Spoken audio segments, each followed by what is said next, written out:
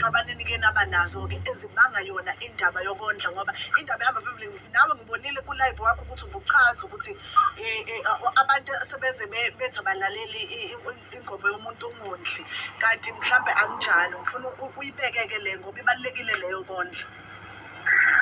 Ku-live wami ngachaza ukuthi mina angifundile, naye bengithuka ngithiwa ngaleyo nto ukuthi angifundile. Mina ngadicide ukuyeka esikoleni ngoba ngangilanywa izingane zamantombazane.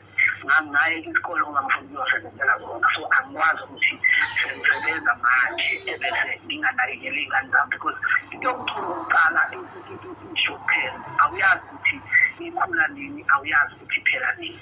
So kubalulekile ukuthi ngalesi khathi esuke isasebenza ngazo nakekela labo balethe emhlabeni ukuze mhlawumbe zinganakekeli nani kuphela, ubekwazi ukuthi okay ubaba ngesikhathi esenawo amandla sa-afford, ubekwazi ukuthi asinakekele, yabo. I think naye ushilo ngoba ngibe nehlahla ukuthi nginalelile before mhlawumbe ukuze ngingene la, ushilo ukuthi usiza belithola from mina belungekho enough. I think iphutha laba lapha ekuthenini uma ngabe usizo lungekho enough, uyena noma elibona lingekho enough, abese ngangitsheli mina ukuthi alukho enough, because mina ngiyaqala ukuzwa namuhla ukuthi usizo ebengimnika lona belungekho enough, yabo.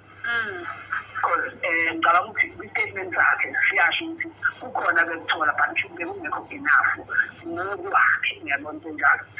Abese eziphutha lokuthi mina njengomuntu obaba wengayo angangitsheli ukuthi okay no, mhlawumbe if ufaka u-200 mncane, mhlawumbe uthela wenza over-500, ekwenze njalo.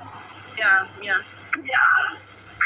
Okay, mfowethu, ngifuna ukuthi ngikuzwise le ngoma. Ngiyazi ukuthi uyizwile, kodwa ngicela uqala ungivumele nje ngidayise, ungiphe iminute nje lokuthi ngidayise.